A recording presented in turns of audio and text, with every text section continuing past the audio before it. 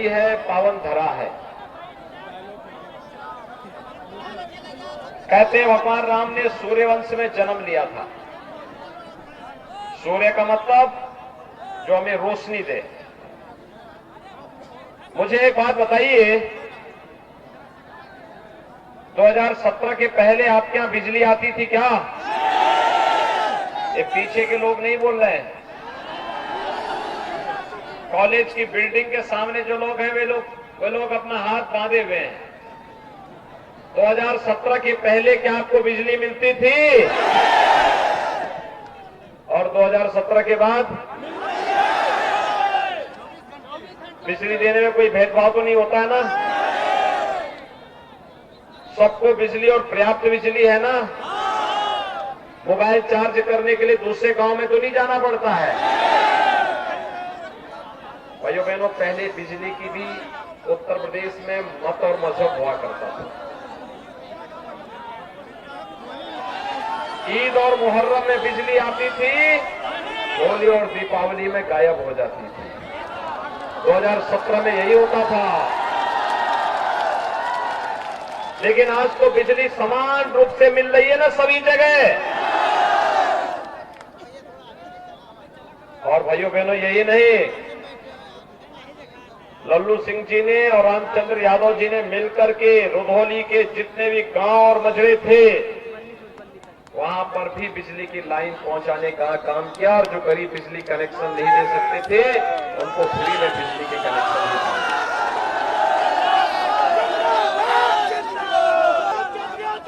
भाइयों बहनों, समाजवादी पार्टी की सरकार के समय पूरे प्रदेश में 18,000 गरीबों को एक मकान स्वीकृत हुए थे, कुल 18,000। और भाइयों बहनों, भारतीय जनता पार्टी की डबल इंजन सरकार के समय पूरे प्रदेश के अंदर 43,50,000 से अधिक गरीबों को एक मकान मिला है। 43,50,000। और अकेले अयोध्या में 48,400 से अधिक गरीबों को एक आवास उपलब्ध कराया गया है।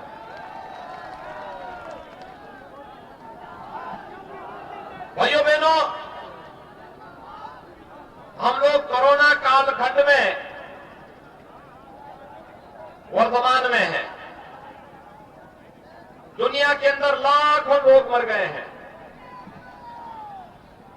उन सभी परिवार वालों के प्रति हमारी संवेदना है जिन्होंने अपने प्रियजनों को खोया है। लेकिन भाइयों बहनों, कोरोना में जीवन और जीविका कैसे बचनी चाहिए, प्रधानमंत्री मोदी जी के मॉडल को पूरी दुनिया ने सराहा है। पूरी दुनिया ने कहा है, फ्री में टेस्ट, फ्री में उपचार, फ्री में वैक्सीन और सबको वैक्सीन। आपने वैक्सीन लिया? सभी लोगों ने? इस बार एक कॉलेज के सामने वाले लोग जो हाथ पे हाथ बांधे हुए हैं, आप लोगों ने वैक्सीन लिया कि नहीं लिया है? वैक्सीन सबने ले लिया है, बधाई आपको। वैक्सीन भारत के कोरोना के खिलाफ लड़ाई का प्रतीक है। तीसरी वेव कब आई, कब चली गई, कोई पता नहीं लगा। वैक्सीन के कारण मुझे बताइए, क्या इस वैक्सीन का कोई पैसा तो नहीं मांगा था आपसे? फ्री में मिला? सच बोलना, कोई पैसा तो नहीं लिया ना आपसे?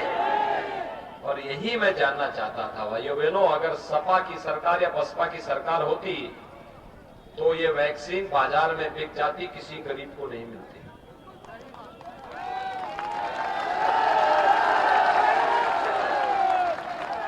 कोरोना कालखंड में मुझे बताओ, हर गरीब को, हर जरूरतमंद को महीने में 2 बार फ्री में राशन मिल रहा है कि नहीं मिल रहा है? और ये राशन के साथ 1 किलो दाल, 1 किलो रिफाइंड तेल, 1 किलो नमक, ये भी है कि नहीं है?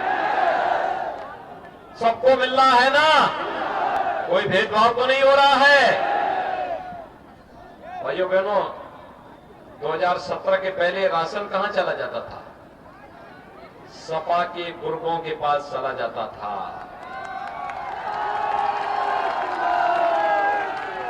बहुजन समाजवादी पार्टी के हाथी का पेड़ तो इतना बड़ा है कि पूरे प्रदेश का राशन ही उसमें समा जाएगा। गरीब बेचारा देखता रह जाता था। लेकिन अब तो डबल इंजन की सरकार है, डबल डोज राशन, महीने में 2 बार राशन मिलेगा। और भाइयों बहनों, अभी तो ये शुरुआत है। हमने ये भी तय किया है कि होली और दीपावली में इसके बाद उज्ज्वला योजना के जितने भी कनेक्शनधारी हैं, इन दोनों को फ्री में रसोई गैस भी उपलब्ध करवाएंगे।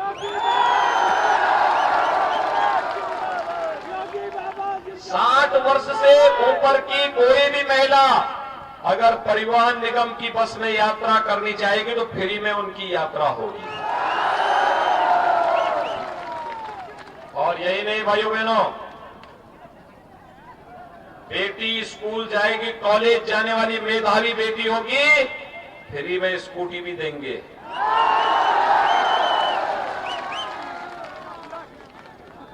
बेटी के जन्म लेने से लेकर के स्नातक तक की पढ़ाई के लिए अब तक मुख्यमंत्री कन्या सुमंगला योजना में 15,000 रुपए दे रहे हैं।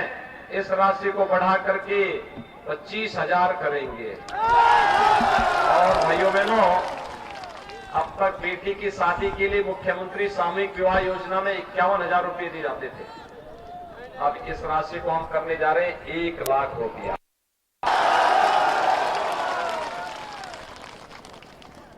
वृद्धजनों को, महिलाओं को और दिव्यांग जनों को पेंशन समाजवादी पार्टी ने बंद कर दी थी।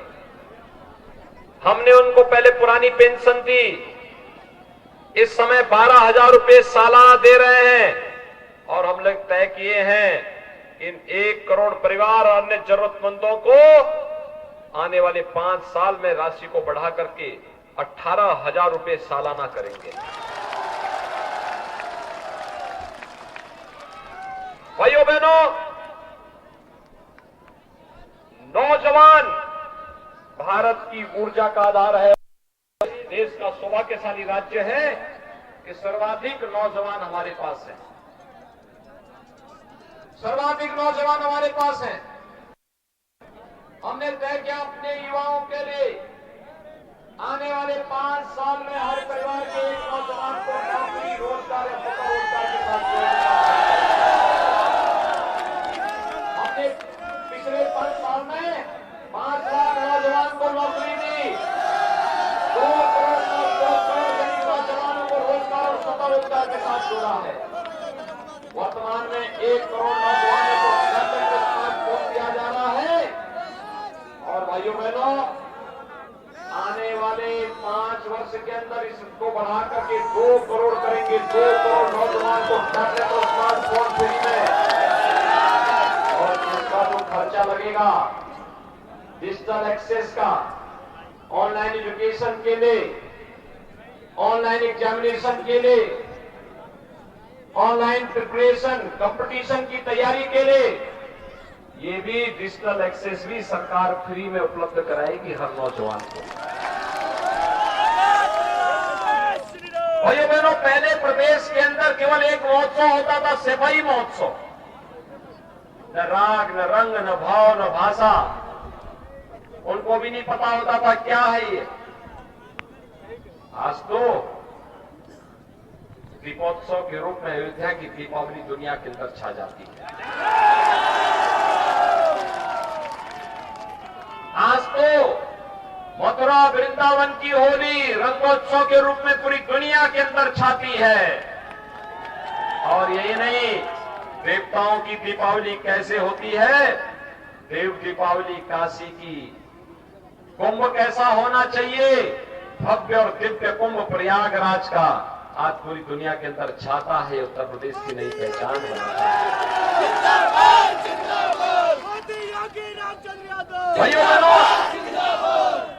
भाइयों बहनों, समाजवादी पार्टी के एक नेता मुझसे एक दिन बहस करने लगे। कहने लगे आपने क्या विकास कराया? मैंने कहा हाईवे बनाए, मेडिकल कॉलेज बनाए। कहा मेडिकल कॉलेज? मैंने कहा अयोध्या में भी एक मेडिकल कॉलेज बना दी।